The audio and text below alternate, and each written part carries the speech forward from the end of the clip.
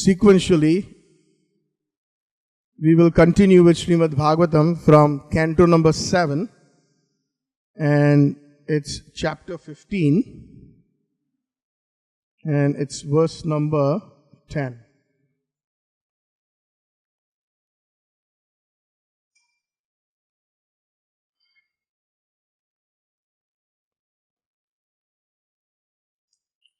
This particular chapter in canto 7 is entitled Instructions of Civilized Human Beings.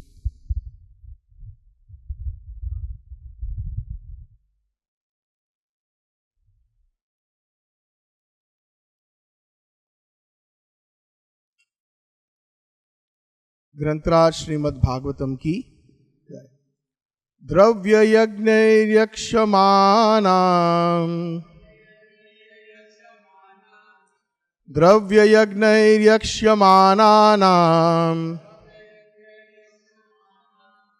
दृष्ट्वा भूतानि बिभ्यति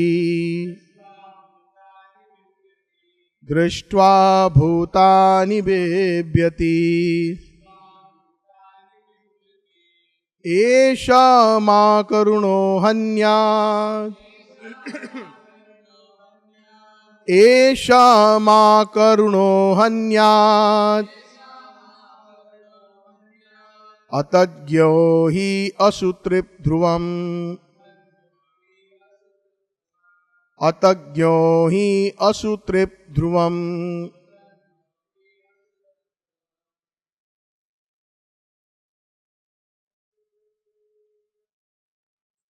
यज्ञ यज्ञ यक्षमानम्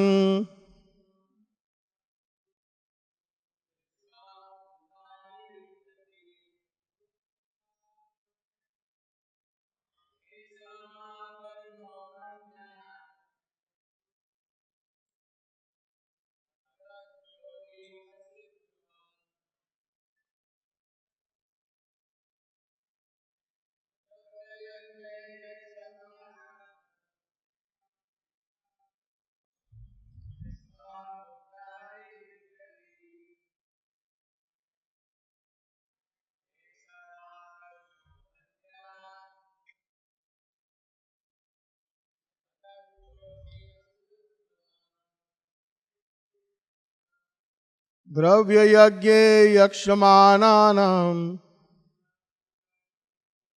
दृष्टा भूतानि बिभ्यते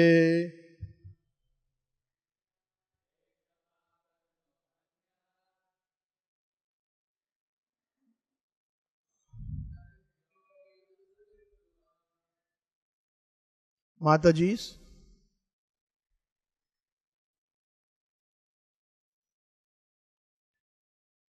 So kindly repeat. Dravya yajna, with animals and other eatable things. Yakshamanam, the person engaged in such sacrifices. Drishtva, by seeing. Bhutani, the living entities, animals. Bibhyati, become afraid. Eshaha, this person, the performer of sacrifice. Ma, us. Akarunaha, who is inhumane and merciless. Hanyat, will kill. Atatgyaha, most ignorant. He, indeed, Asutrip, who is most satisfied by killing others. Dhruvam, certainly. Translation and purport by His Divine Grace, A.C. Bhakti Vedanta Swami Srila Prabhupada, Srila Prabhupada Ji ki. Upon seeing the person engaged in performing the sacrifice, animals meant to be sacrificed are extremely afraid, thinking this merciless performer of sacrifices, being ignorant of the purpose of sacrifice and being most satisfied by killing others, will surely kill us. Purport. Animal sacrifice in the name of religion is currently practically all over the world in every established religion. It is said that Lord Jesus Christ, when 12 years old, was shocked to see the Jews sacrificing birds and animals in the synagogues, and that he therefore rejected the Jewish system of religion and started the religious system of Christianity. Adhering to the Old Testament commandment, thou shalt not kill. At the present day, however, not only are animals killed in the name of sacrifice, but the killing of animals has increased enormously because of the increasing number of slaughterhouses. Slaughtering animals either for religion or for food is most abominable and is condemned herein. Unless one is merciless, one cannot sacrifice animals either in the name of religion or for food. Om Ajnana Timirandhasya Jnananjana Shalakaya Chakshurun Militam Jena Tasmai Shri Gurave Namaha Vanchakalpatarobhyascha Kripa Sindhubhya eva cha Patitanam Pavanebhyo Vaishnavebhyo Namo Namaha Vaishnavebhyo Namo Namaha Vaishnavebhyo Namo Namaha.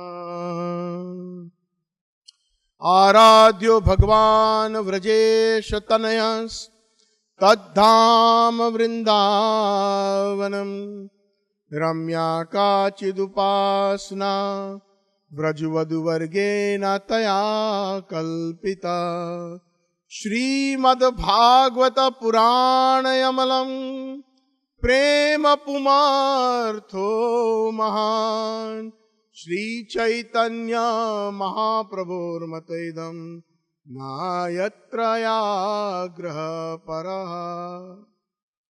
Grantra Srimad Bhagavatam ki Narayanam Namaskrityam Naram Chaiva Narottamam Devim Saraswatim Vyasam Tato Jaya Udirayet Shrinvanta Swakatha Krishna Punya Shravana Kirtanam Hridiyantasta Bhadrani Vidunoti Surut Satam Nashtaprayeshu Bhadreshu Nityam Bhagavata Sevaya Bhagavati Uttama Shloke Bhaktir Bhavati Naishtiki.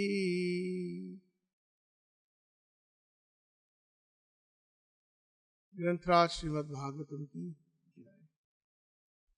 So first of all, my thousands and thousands of obeisances unto Srila Prabhupada, Srila Prabhupada disciples, senior Vaishnavas, the present Brahmacharis, and all the assembled Vaishnavas. By your blessings, may my words come out in such a way that they are in line with our Rupanuga Varga and very pleasing to their Lordships Nitai Gaur Sundar, Sri Lalita Vishaka Radha Ras Bihari Ji, Sita Ram Lakshman Hanuman Ji. Nitai Gaur Sundar, Lalita Vishaka Radha Ras Bihari Ji, Sita Ram Lakshman Hanuman Ji Maharaj Ki Jai. Hare Krishna. So I will read the verse one more time.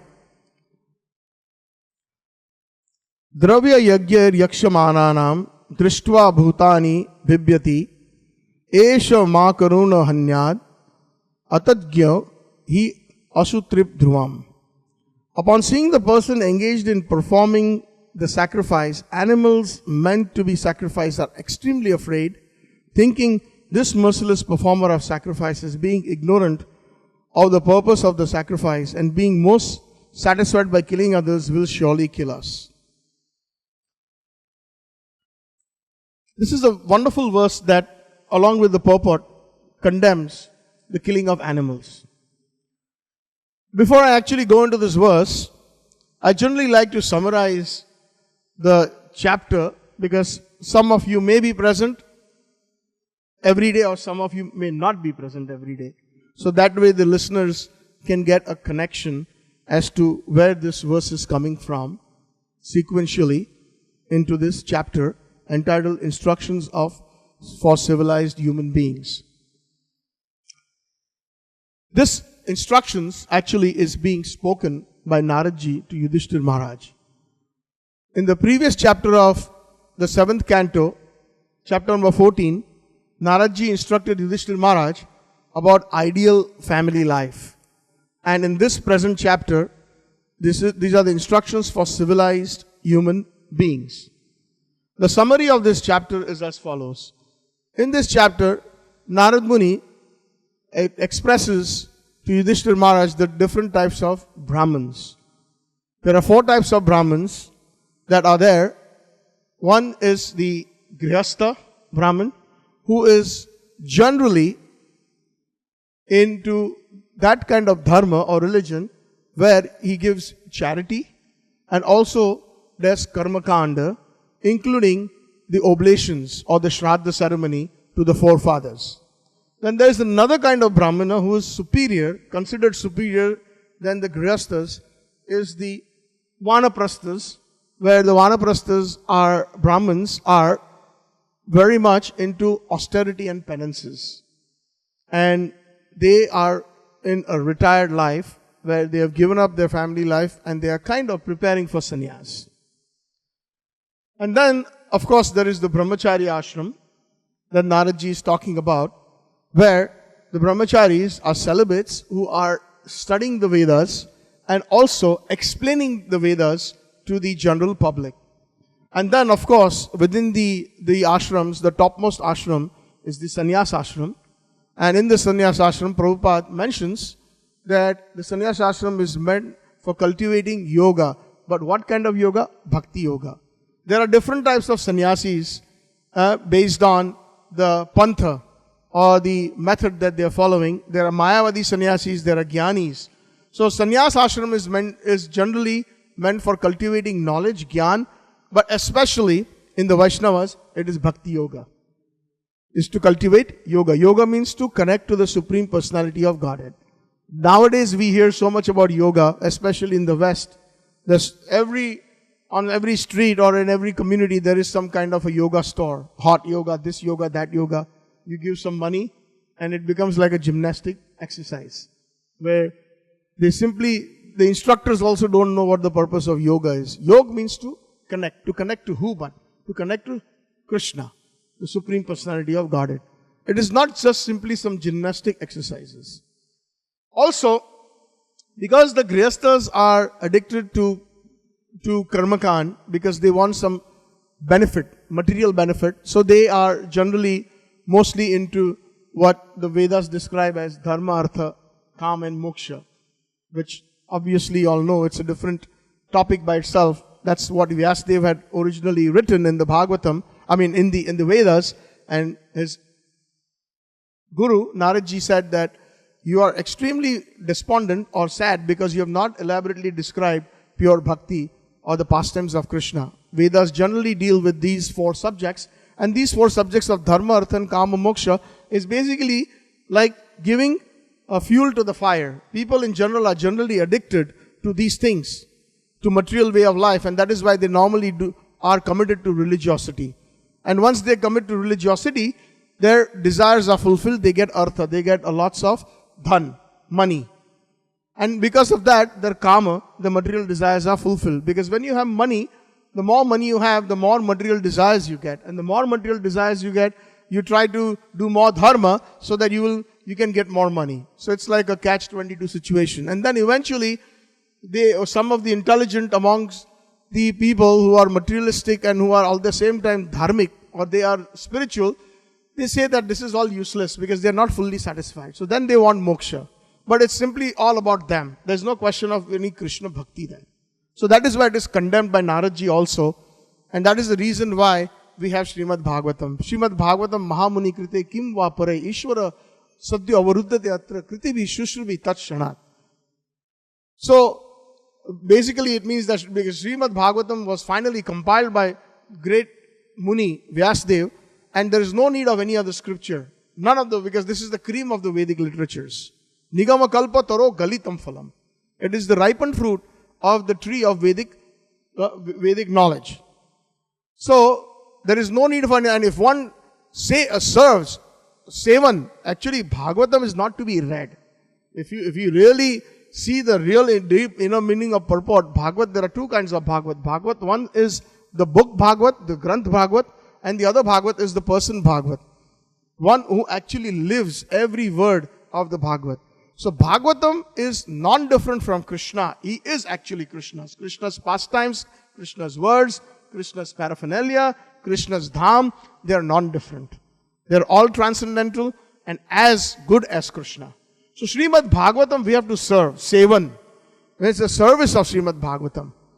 So that is, if one simply has the deep desire to serve Srimad Bhagavatam, then Krishna, Krutubhi Shushrubi, Tat Shanat, one can arrest Krishna within their heart. Tat Shanat, Avaruddhyate Atra. So Narad Muni is describing in this chapter that the Grihasthas are generally dedicated to Karmakand so that they can get material benefit, and especially Karmakand activities like, particularly in this chapter, in the beginning it is mentioned, it is about the Shraddha ceremony. And in the Shraddha ceremony, the people in general, or including those so-called fallen Brahmins, they have no idea. In the Shraddha ceremony, they even sacrifice animals. Pashugna, killing of animals. And that is condemned very clearly in this chapter. Killing of animals is completely unnecessary in the Shraddha ceremony for the satisfaction of the forefathers. And the persons who are actually knowledgeable in the Vedas or in the actual knowledge about Dharma, they are known as Dharma Vitta. Dharma means religion and Vitta means one who knows. So in reality, who knows Dharma? Dharma is known by those Vaishnavas who have actually studied the scriptures deeply and have understood the purport and the meaning and have heard from Mahabhagavats. Killing of animals is totally condemned. Killing of animals is considered in the low mode of ignorance. As it is said here, that people being ignorant of the purpose of sacrifice and being most satisfied by killing others, the animals themselves are thinking that, oh, we will now be sacrificed. And they are scared, and they are also knowing that these persons do not know by sacrificing us in the name of religion. And Prabhupada quotes that most of the religions in this world are full of animal sacrifice, thinking that they are satisfying the Supreme Lord, which is completely condemned in the pure devotional scriptures such as Srimad Bhagavatam. There are certain scriptures in the mode of ignorance or tamagun that do have a provision for animal sacrifice, but that has got so many restrictions. What are the restrictions? For example, it is said in some of the tamoguni scriptures that yes, somebody who is addicted to eating animal flesh, then they should be stopped gradually. Just like when somebody has been, if I can give a very crude or a simple example, if somebody is addicted to, say, drugs or alcohol or cigarettes, if you ask that person to give it up today or right away, this moment, if that person is drinking every day or is smoking like maybe 1 or 2 packets of cigarettes every day, you think that person will be able to stop? It does not happen. Gradually, even the doctors in the, what we call in the West is called rehabilitation, or in short form it is called rehab. People who are addicted to drugs, etc., what they are done is they are actually admitted to such rehab facilities. And in these rehab facilities, they are actually given small doses of the drug that they are addicted to. And slowly it is weaned off, so that eventually they will remain drug free. Besides counseling and besides so many other different meetings. Like there is a group in United States, it's very old, it's called AA, Alcoholics Anonymous. And in AA what they do is, somebody who is addicted to alcohol, what they do is they ask them to voluntarily come in and they make them feel very nice and friendly. There is a group of other alcoholics who are sitting in the same room and they are given an opportunity to open up their hearts. And these alcoholics say that, hey, my name is John and I am an alcoholic. He will stand up and he will admit in front of everybody that I am an alcoholic. And there will be somebody who has joined the group and says, my name is Mary and I am an alcoholic, but I have been enrolled in this group for the last 20 days and I have remained alcohol free. I have not touched alcohol. So, similarly, for those who are addicted to eating meat continuously, the Vedas have a system where gradually from Tamogun you rise to the platform of Rajogun, from Rajogun you rise to the platform of Satogun. And from Satogun, especially the Vaishnavas, propagate Shuddha Sattvam, which is a transcendental mode. Like Krishna also instructs Arjun in the Bhagavad Gita in the 2nd chapter, he says, what is that verse? Veda, Tristray Bhava Guna Arjuna. Tray Gunaya Vishaya Veda. You transcend these 3 modes of material, Nistray Bhava Guna Arjuna. You go beyond these 3 modes. That means you be situated in the Shuddha Sattvam. But it is extremely difficult to do that right away. So the Vedas do have some provisions of eating meat. So somebody who is in a very tamogun, dark mode of ignorance, then Vedas say that, okay, you can offer on Amavas, certain mantras have to be spoken in the ear of an animal that you are sacrificing, but that animal cannot be a cow. Absolutely. Vedas, even the Tamoguni Vedas have never recommended cow killing. It could be maybe a goat or something like that. And in the ear of the goat, you have to say these mantras. The essence of the mantras are that, my dear goat, I am killing you now. So, but in the future, you will have an opportunity to kill me also. So somebody who is intelligent, when he's speaking those mantras, will think that, why am I doing this? Eventually, eye for an eye, like the Bible also says. Eventually what is going to happen, karma is going to catch up, and if I am doing this heinous act, then that goat someday will become a human being or maybe some other animal and will kill me as well. So why am I doing this? It is not recommended. And also it is regulated that only on certain 2 days in a month, not on every day. But unfortunately, what most of these people are doing, they have ignored the instructions of the Vedas and they say, oh, in the Veda, in this particular Puran or in this particular Tamoguni Veda, it is said that on such and such a page, you can eat meat. But they do not say, on such and such a page, it also says that you have to say these mantras and you have to slowly transcend, go above this heinous activity. So that is the main reason actually, because of the Vedas, it was so rampant meat eating, especially about 2,500 years ago.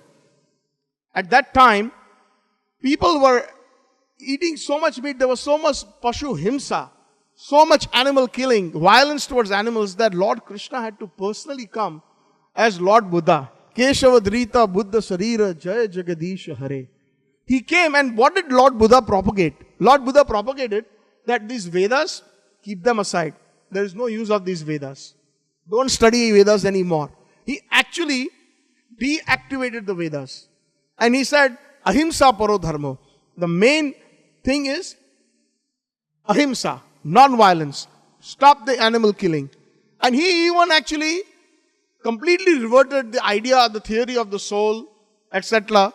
and become Shunyavad, become zero, and be established in such a position. So here, Buddhism is basically a sort of a voidism or Shunyavad.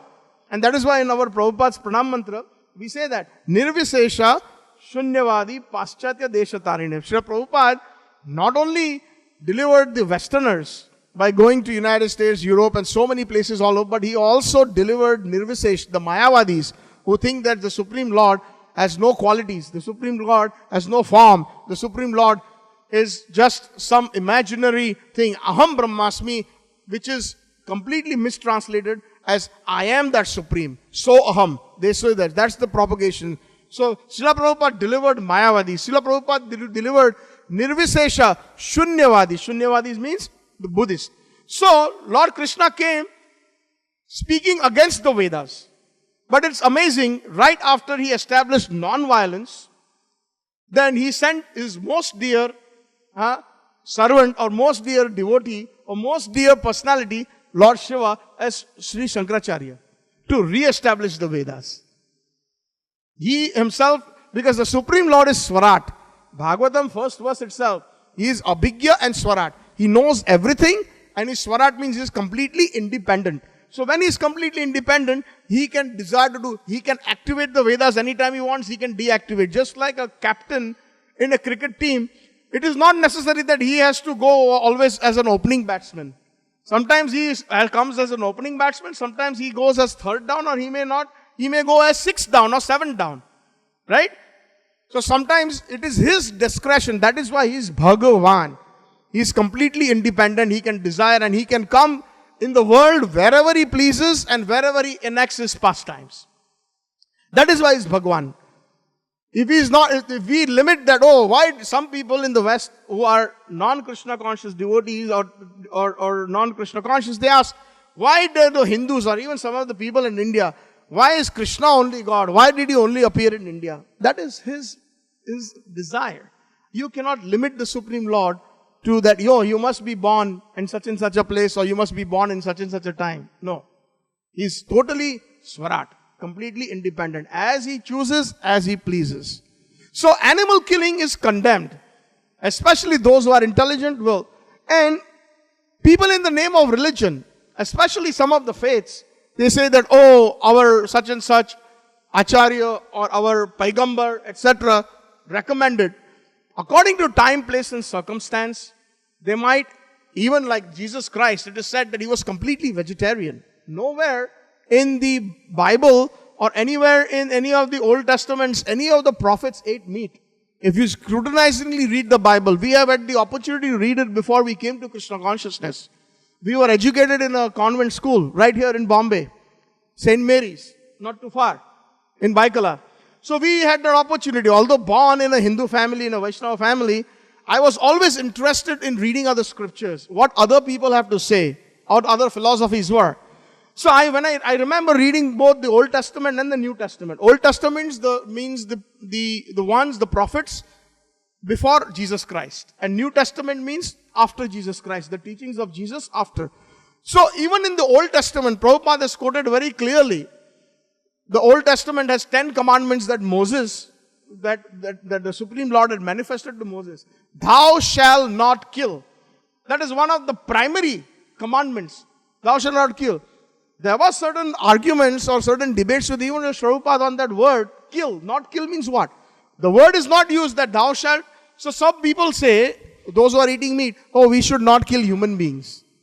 But for human beings, the word in particular is to be used. If you see the vocabulary, then that would be thou shalt not murder. The word is kill. Kill means it encompasses every entity. Every entity.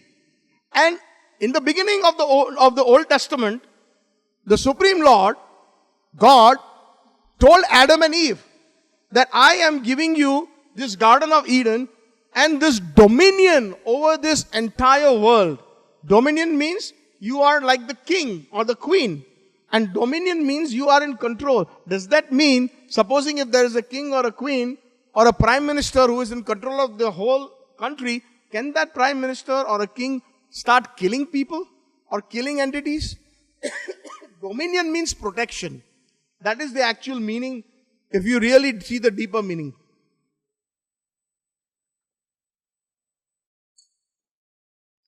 Praja. What does praja mean? When there is a king, praja means the subjects of the ruler, meaning the ruler has to guide and protect. Protection is a part of the dominion. One cannot just rampantly think that I can go and killing cows and calves and because they have a lower consciousness. That's what they say. If they have a lower consciousness, so what? Sometimes sometimes even in our own families we see that certain children are born with deficiencies. Like either they are handicapped, or they are basically autistic, or they are mentally retarded. So they are of a lower consciousness. So do you kill them and eat them? That's the question. Do you eat those? Lower consciousness does not give us the right to kill them. Killing is basically meant for the tongue. Or basically the tongue, jiva, just to satisfy our senses. If we systematically analyze scientifically and spiritually why animal killing is not permitted, let us talk about the human body, the anatomy itself. The human body, the digestion of the human body starts from the mouth. Those who have studied science, when we were in school, we studied that. The digestion begins with the saliva that is actually emanating in the mouth, in the oral region. And when you are biting into something, let's say a piece of bread or chapati, and you're chewing, that piece of bread or chapati becomes very sweet because the digestion process already starts. The saliva is a mild acid. And when the action of that acid takes place, the carbohydrates are broken down into the glucose and fructose. And glucose and fructose is sweet. That is why if you chew a roti properly or a piece of bread, you will feel it sweeter and sweeter as you chew it before you swallow it. The digestion process, the nature to the human beings, and there are two classes of animals, we can say. One is the herbivorous animals, and the other class is known as the carnivorous. The word carnivorous means, it comes from the Latin word carne. Carne means meat. Carne means flesh. Just like we use the word in English, incarnation. That means somebody who comes from the spiritual world or from the heavenly planets and is taken into flesh. Carne. Who has come into flesh, like a human form. That is why the word is known as incarnation. So the word carne is a Latin word. So there are carnivorous animals, means those animals that survive on meat. And there are herbivorous animals. Herbivorous animals are those that are surviving on herbs. Herbs means grass, etc. Or plants, fruits, etc. So if you look at the mouth structure of a herbivorous animal, including human beings, we mostly, 90% we have molars. Molars are the larger teeth. We only have 4 canines. 1, 2, 3, 4 in the front. Those are meant for biting into fruits and nuts. If you look at other examples of herbivorous animals like cows, right, or horses, just to give a couple quick examples, they have if you have ever seen the mouth of a horse open or a mouth of a cow, they are all molars, no canines. Canines are meant to bite into something sharp. They are sharp because they need to, especially human beings need those. Cows and horses don't need to eat fruits or nuts. Human beings have that option to eat fruits and nuts, and that is why we have got 4 canines. So that is the digestive system. Now, when the human being or the herbivorous animals puts the food in the mouth and it goes into the digestive tract, the digestive tract is about approximately 32 times the length of the body. So for example, if a human being is, let's say, 5 feet tall, multiplied by approximately 30, so it's 150 feet. That's what our stomach or the intestinal tract is, because that is required for the digestion of the herbs or the different fibers that are actually ingested. Correct? But if you compare the inside anatomy or the digestive tract of the carnivorous animals, it is approximately 3 to 4 times the length of the body. So let's say if there is a tiger and the tiger is, say, 10 feet. Then the digestive tract, you multiply it by about 3, the digestive tract is about 3. So 30 feet. Or even if it's a small animal, let's say if it is a small carnivorous dog or something, like they have some dogs that are very carnivorous, like wild dogs, or even little wolves or foxes. Let's say if they're about 1 foot in length, their digestive tract is about, multiplied by 3, it's about 3 feet. So the nature has given us these facilities. Now, let us look at the structure of the body. For the herbivorous animals or the vegetation or the vegetarians, the human beings have simple, small nails. Whereas if you compare them to the carnivorous animals, they actually have sharp nails that act like knives. So, we human beings, those who eat meat, you have to actually take a knife and fork in order to cut. And not only that, you have to cook the meat. You cannot eat it raw. The carnivorous animals can eat the meat raw and they will not die. But a human being, if they take a raw piece of meat, they will certainly die or they will fall extremely sick. So the body is not equipped. The tiger, the wolves, the bears are equipped with such equipment naturally that they have their own knife and fork. They have a digestive system that is so powerful that it is full of acid. The acidic content in the body is so heavy, very, very, like if you have gone to a zoo, and if you go close to, like in the West, we have visited when we were many years ago, some of the best zoos in the world, like the San Diego Zoo is considered one of the most, like Niagara Falls or Taj Mahal. These are all different wonders of the world. So there we see that in the West, they have very clean zoos. And there is a tiger's cage or a bear's cage. Maybe after one tiger or one bear, there are three attendants. If they make some poo or something, they will clean up right away. But still, if you notice, when you go close to the cage, still there is a stench. There is a certain smell. And you see they're always drooling. That is heavy acidic content that when they eat raw meat, immediately the digestion process takes place without cooking it. Whereas the human being, it's an artificial imposition on the body. You have to cook it.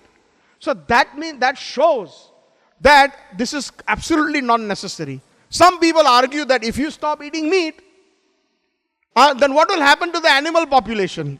The animal population will increase more than the human beings. Such a nonsense argument. Prabhupada has mentioned very clearly that there are slaughtering animals either by religion or for food. In most abominable and condemned herein, it is condemned, and they are actually opening slaughterhouses. They are being bred. The animal population is increasing out of proportion for the stomach, for the sense gratification, is because they are breeding their animal farms. And they are so merciless. This verse, it says very clearly, the word that is being used is akrunaha. Those who are inhuman or completely merciless. Recently, when we had visited Miami, there was a fair and there was some propagators of vegetarianism. They had a table there. And this person was almost like, whatever Vaishnava principles, no meat eating. So they were propagating how, and there was a video that was being displayed on the table. This was on the street, right outside. Like we have a mela here in India, right? So they had a mela there. So they had displayed, and it was so ghastly when I saw that video, how they kill the cows in the slaughterhouses. They are so merciless that when they are, I don't want to basically describe it, but I do want to describe it because those people who are actually, especially here, I'm sure it's not going to ever happen, but if there's somebody eating meat, I hope after hearing this, they are inspired to give up meat. They actually hang those cows, and sometimes they actually pour hot 110 degrees Celsius water on it so that their skin becomes soft, so that it's very easy to rip the skin off, and they do that while they are alive. Where they're not even butchered. That is called merciless. People, okay, like you want to kill. There is a nice katha in the Bhagavatam about Mrigari and Naradji. Naradji comes across this Mrigari. Mrigari means a hunter. And if you analyze that word, Mrig means animal or basically a deer. And Ari means enemy. So enemy of animals is known as Mrigari. So Naradji was going through a forest, there was a Mrigari killing, and he was getting great pleasure. He was merciless by putting the arrow in such a way into the body of an animal that the animal will not die immediately. It will be fluttering and it will be completely suffering in such a way that it will die a very, very slow death. So Naradji told this Mrigari that, hey, why are you killing animals? So he said, you don't know, Maharajji, it is my profession. That's how I make my money. I kill animals and I sell them. So Naradji said that, okay, I understand if it is your profession, but why are you killing them mercilessly like this? Why are you killing animals mercilessly? So he says that, well, I get a certain pleasure out of doing that. This is what the mentality of the people are who are, and animals, those who eat animals, They are eating actually mode of ignorance directly. There is a saying in Hindi, jaisa sang aisa rang. There is a saying in Gujarati, jeva anna eva odkad. Whatever you eat, that's what you will burp. So, whatever your association is, one who is addicted to eating meat, just think about this.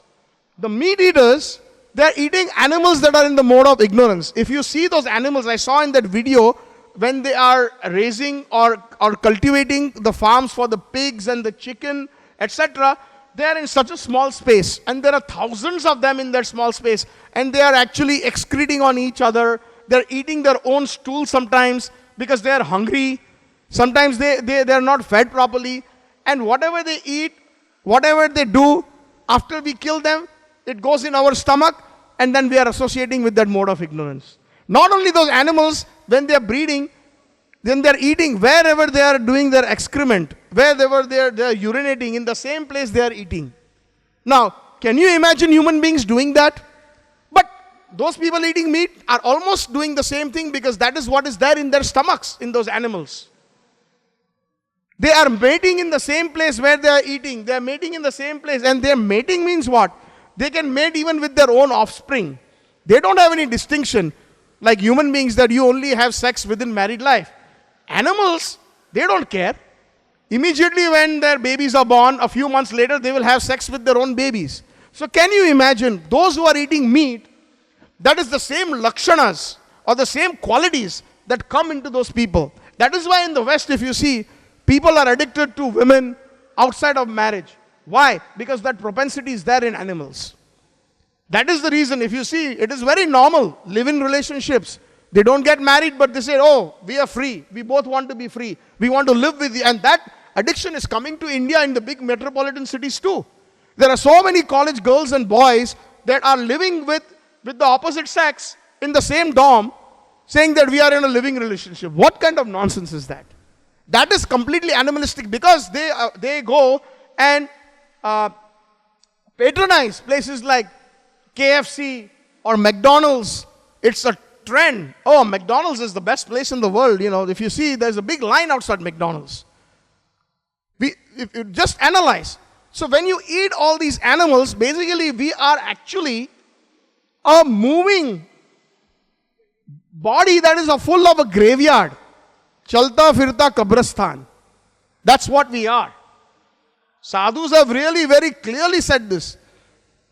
We know one doctor who was in the University of Chicago. She was actually teaching anatomy to medical students. Please hear this. It's very interesting. So when she cuts open the body, the cadaver, to teach the students, there was one person's body was very heavy. And when they cut open the body and they cut the stomach open, you will not believe, she said, and she is a Vaishnavi who comes to the temple regularly, but she's teaching the students. Inside they found, like this person must be about, I would say, over 120, 30 kilos. Very heavy person, or maybe 150 kilos. In that his body, they found so much undigested meat in that body. They found. And that person had actually died because of some digestive issues, the cause of the death. So meat is not healthy even from scientific point of view. Even today, some of the doctors will, in medical journals, say that those who eat meat, they are more prone to heart attacks, to cholesterol, etc.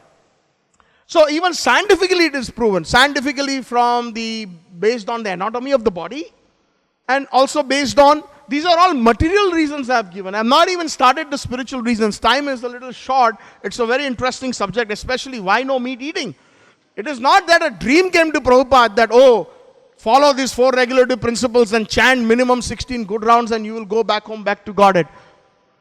So many. Prabhupada, when he came to the West in 1965, already Ramakrishna Mission was there because Vivekananda ji had come to Chicago in 1899 and Prabhupada ji came to America in 1965. So from 1899 to 1965, the Ramakrishna Mission had already established a few mutts, like in New York, in California, and some other places. So Prabhupada, being a Bengali gentleman, he went.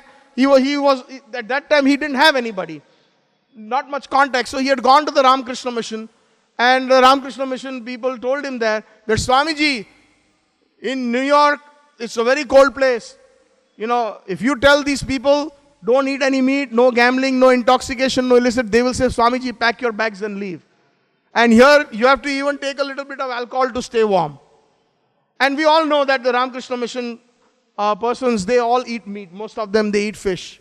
So, this is not our Vaishnava system. We're not trying to condemn anybody. But the point is, Prabhupada very clearly said that I'm here to give something genuine. And he's giving everything as is. That's the beauty of our parampara. No manipulation. No meat eating, no gambling, no intoxication, and no illicit sex is a verse from the Mahabharata. Striyam dutam panam shunam yatra dharma chaturvida. It is not that Prabhupada got a dream that you should not do striyam, no illicit sex, which all animals do. Panam, intoxication. Shunam, meat eating. Dyutam, gambling. Yatra, these, adharma, they are against spirituality. Chaturvida, these four.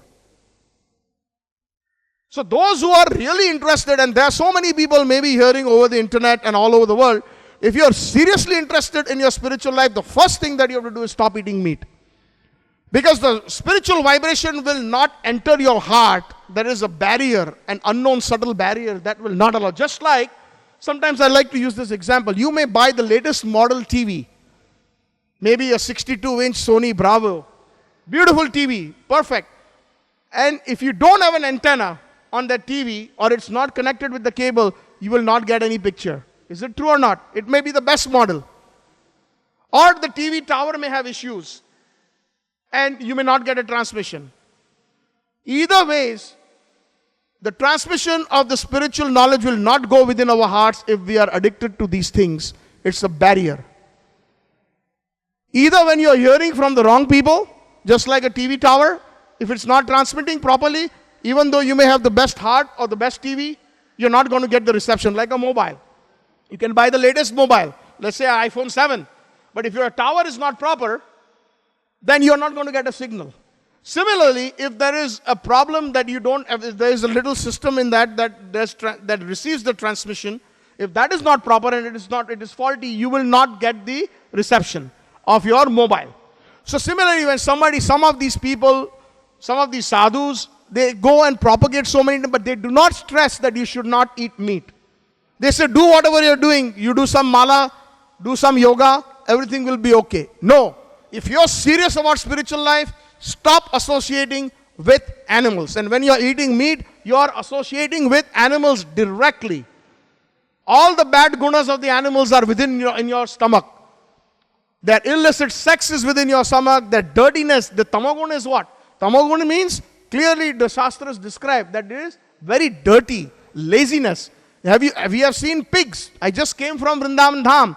The pigs there, if you see, they don't even have 2 seconds to look up. They're always in the dirty ditch. They're always trying to find some food.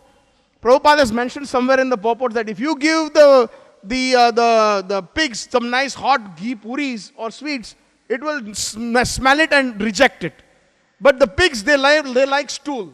Where is nice stool? Where can I find fresh stool? That is what they will put their nose for. So these animals, and then these pigs, they eat their own stool in the pig pens, especially in the West. What is known as pork. Pork eaters. They eat pork. Pigs eat, they very much they relish their stool. As soon as they see any fresh stool, I'm sorry, this is very gross. This is very, very ugly, but I have to describe this to bring out this point about meat eating. Immediately, the moment the fresh stool comes out from another pig's body or from their own body, they will eat it. And then, very happily, the people in the supermarket, they go and they buy those big packets of meat and they cook it nicely and put it on a nice table with nice fork and the Thanksgiving time. Turkey slaughter is so rampant in the West, especially. And what kind of Thanksgiving is this? Is the Lord going to be pleased in the name of sacrificing? Oh, my dear Lord, thank us for this food on the table. You are killing an innocent animal that cannot even protect itself. And in the name of Thanksgiving, you want to kill animals? You think the Lord will be pleased? Absolutely not. There's no question of the Lord being pleased. Jesus was completely vegetarian. It is said that when there was a necessity for food, at so many days there was no food. Jesus actually rained manna from heaven. It is there in the Bible.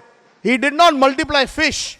As a matter of fact, I forget which book it is, Jesus says in the Bible, when he's crossing across the ocean on the beach, he sees some fishermen, machimar. So he says, leave this fish and come after me, I will make you a fisherman of men. It's a wonderful Vaishnava principle. Those who have studied the Vaishnava scriptures, I will make you a fisherman of men means what? Become a Vaishnava and you fish for men. Bring these souls to Krishna. Bring these souls to God. Just like when we are preaching, it is sort of a fishing. We are trying to catch souls in a net of Krishna consciousness. So I will make you fishermen of men. Leave this fish. Jesus, when he was 12 years old, Prabhupada very clearly says in the Testament that when the Jews were sacrificing birds and animals in the synagogues, and that therefore they rejected Jewish system of religion. Jesus was born to Jewish parents. Mary and Joseph were Jewish. But he rejected that because in the temples of the Jews, they were sacrificing birds, etc. So when Jesus saw that at a very tender age of 12, he didn't like that idea. He says, I want to reject this religion itself that is prone to killing animals. So how can Jesus propagate meat eating? Think about it, my dear Christian friends. Think about it. The purpose of rejecting Jewish religion is because of the killing of animals. So how can that person who has rejected his own religion propagate a religion to eat meat? There's a complete misconception. He rained manna. Manna from heaven means it's a sort of a honey bread. Bread loaded with honey. Jesus showed that miracle.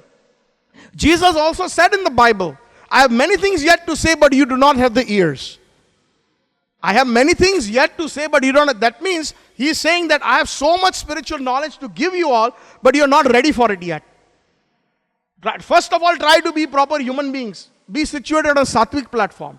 Then maybe you will, in your next birth, you will get the opportunity to come across Vaishnavas, and the Vaishnavas principles were, when Prabhupada was on Jaldut, he wrote a wonderful prayer in Bengali, in Bangla, when one of the lines is that, my dear Jagat Guru, O Krishna, please make me speak in such a way, how will these people in the West who are full of Tamogun and Rajogun will understand the message of Vasudev? They are full of Tamogun, they are full of mode of ignorance, and they are full of Rajogun, mode of passion. So they have given me the title of Bhakti Vedanta. But if you so desire, my dear Krishna, please make this title to fruition. Bring it to fruition. I have no knowledge. I have no bhakti. But somehow or the other you have brought me to this place. So make me dance. Make me dance. Make me dance. I am a puppet in your hands. That is the bhav of a Vaishnava. That is called actually fishermen of men. Prabhupada actually fished us out of this ocean of material world. That's what Jesus was talking about when he told the fishermen, leave the fish, I will make you a fish. And those fishermen, some of them became some of the disciples of Jesus. Some of the primary disciples, the 12 disciples of Jesus. Jesus was a pure vegetarian. There's no question of him eating meat. Look at the Buddhist, unfortunately. Again, not condemning the person, it is condemning the activity. Lord Buddha came to stop meat eating. Most of the Buddhists are followers of Lord Buddha, but they don't follow Lord Buddha's main instruction, which is stop meat eating. 95% of the Buddhists, they are meat eaters. We had the opportunity to meet in 1999 in the Parliament of World Religions, Dalai Lama. And he was asked this question by some reporters and somebody that, what is you eat meat? Yes, we eat meat. So he said he doesn't see the difference between vegetarianism and meat. He's such a famous person. But what is the use of your fame when you cannot see the difference? And spiritual reasons I have not even touched here. We don't have the time right now. Those animals have a certain karmic life cycle. Based on their karma, they have to live a certain number of, let's say a goat has to live 10 years. And if we kill it prematurely, let's say it's born and within 1 or 2 years you kill it, we are responsible for stopping that karmic cycle, which is meant to be in that species. So obviously we will get the reaction of that. That is one spiritual reason.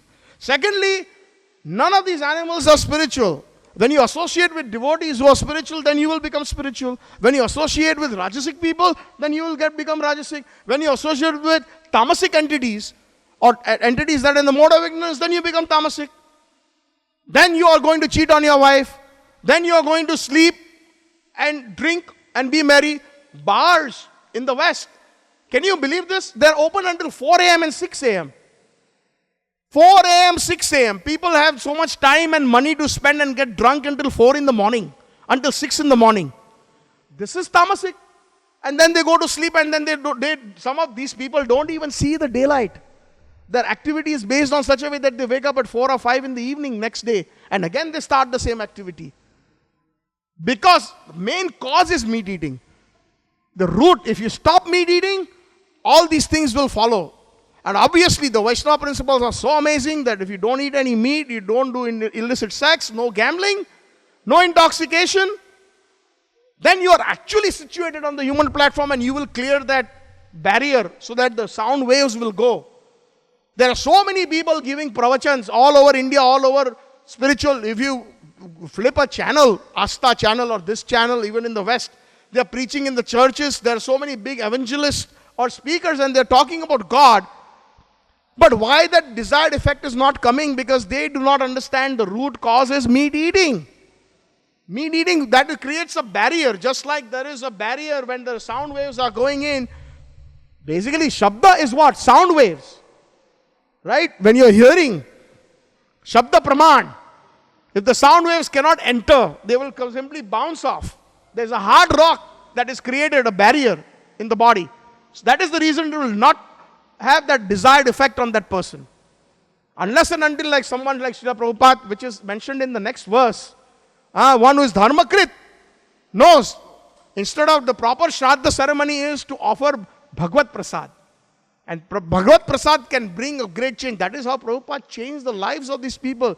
26 2nd Avenue in New York, Prabhupada just did two main things. He chanted, Hare Krishna, Krishna Krishna, Hare Hare, Hare Rama, Rama Rama, Hare Hare. That's all he did standing in the Tompkins Square Park. He attracted all these hippies who are addicted to the worst things that one can imagine, that even by social norms was considered abominable. And then once they started hearing the Hare Krishna Mahamantra from a pure devotee, the barrier was removed from their heart, and slowly things started coming in. They started coming. They from their own money said, Swamiji, you've come from India. Swamiji said, yes. Swamiji, do you teach Bhagavad Gita? Swami said, yes. So they from their own salaries rented a place on 26 2nd Avenue, and they gave money. And Monday, Wednesday, Friday, Prabhupada started giving Bhagavad Gita classes. And Prabhupada with his own hands, he offered nice sattvic foodstuffs to Krishna, and prasadam he distributed with his own hands. 70-year-old man, he used to make 20 rotis for each person, and he would say with compassion, my dear boy, my dear girl, you're not eating well, take more. 30, 40 hippies used to come. Prabhupada used to sit on his own haunches and serve prasadam. And then when they ate, some of these people were so high on drugs or on alcohol, the body anatomy is such that when you're ingesting such items, you feel very hungry. So they used to feel so hungry, they used to just come for food, Swamiji's food. And then they eat, and they would eat and leave, or some of them would just simply lie down right there in 20. And Prabhupada would do all the cleanup. How much compassion! So through prasadam and Hari Kirtan, that is what is being said here in this particular chapter about especially those who are addicted to the Grihastha Dharma, about following principles like Shraddha ceremony, oblations to their forefathers, etc. The best oblation is offering Mahaprasad in all conditions. The first thing you do is the chanting of the holy name, Hare Krishna, Krishna Krishna, Hare Hare, Hare Ram, Ram Ram, Hare Hare. Sometimes we wonder when we go to the office or we go to places, some of them say, oh, I have a very nice person, my colleague, but I don't know how to preach to that person. I don't know he's a Christian or he's a Muslim. Best way to preach is take a fruit, a banana or something, offer it to Krishna at home and say, here, I've got this for you. You want to share this banana? Give them Krishna Prasad. And instead of saying good morning, you can always say Hare Krishna. Even if they do not reply Hare Krishna, their words, the transcendental vibration of Hare Krishna goes in their ears. That will certainly bring a reform. That is the best. That's how Prabhupada, we follow the footsteps of our great acharyas. Dharmastha tattva nihitam guhyam mahajana jena gata sapantaha. Following in the purport of the meaning of the Shastras is nihitam guhyam. It's extremely confidential. Not just by reading Shastra one can understand Shastra. But Mahajana Jena Gatasapanta, by following the great personalities, the devotees like Srila Prabhupada, following in their footsteps, then we will understand the purport and we will be able to give the purport of Dharma to others. So Prabhupada did what?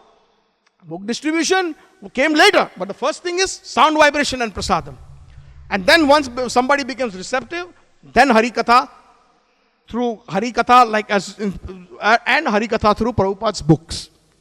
This is the system. That is what Dharma with means. Dharma with means one who is a proper follower of the Dharma. Dharma, Sarva, Prabhupada quotes in the next verse, Sarva Dharman Parityaja Maam Ekam Sharanam Vraja. What does that mean? That means that we have to surrender to Krishna completely, in such a way only to Krishna.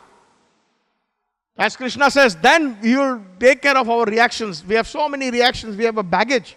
That is like a complete cycle, non-stop cycle, birth after birth after birth. This birth, we are actually suffering the reactions of our previous births. There is no end to it, unless and until we come across and we make a full stop to it. And how do you put a full stop to it? Is by listening to the great Vaishnavas who has given us this method of Dharma. So meat eating is the first thing. First thing, those who are eating meat, my humble request to you, if you are serious about your spiritual life, please, please, please stop eating meat. Meat is not necessary. If you see the vegetarians, they are so healthy. Look at the devotees. Look at their faces. The prasadam itself is such nutritious. And secondly, or primarily, we only take Krishna Prasad. Somebody may say, oh, okay, no killing. So killing means also no killing of trees, no cleaning of plants. What about that? You are eating vegetation, that is also killing. Yes, my dear sir, that is killing, but that sacrifice is permitted because we take that and we offer it to Krishna. And that takes away all the karma. When you are offering a tree or a fruit or a plant from that tree to Krishna, that tree also benefits.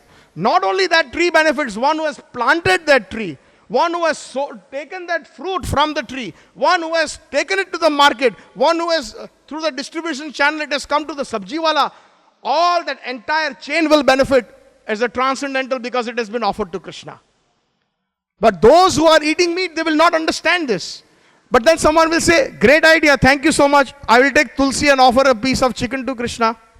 But no, my dear sir, Krishna very clearly says, Patram pushpam phalam toyam jo me bhaktya prayachati. I will only take foodstuffs that are offered in the sattvic mode, that are in the category of patram, leaf, fruit, flower, or water, in those categories. So we have to do anukulina Krishna anushilanam tat bhakti uttama. Whatever, like for example, right now, let's say if somebody says, my dear sir, you have come to my house, I would like to offer you with a lot of love a glass of beer. But my dear sir, I don't take beer. No, you must take.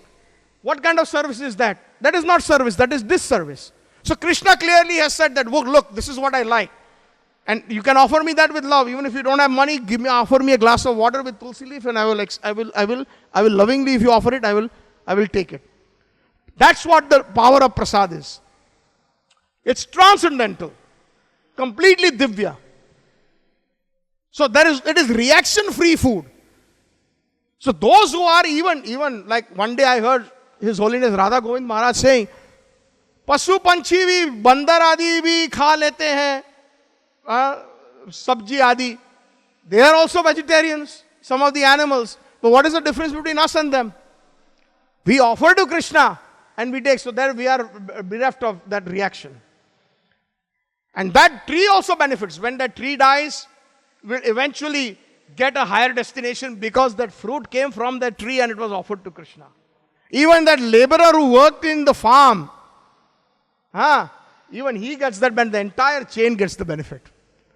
So Mahaprasad, next verse is there in this chapter as we go, has got great significance. And in this chapter also, the words of the Guru are very important. One should, Guru Mukha Padma Vakya Chitte te Koriya Aikya, or na Koriyo Mane Asha. So we are so fortunate to come across Prabhupada. Prabhupada says that in our movement, this is what we are propagating. Take to this Krishna consciousness, take to this method, and your life will be successful. Thank you very much. Hare Krishna. All glories to Srila Prabhupada.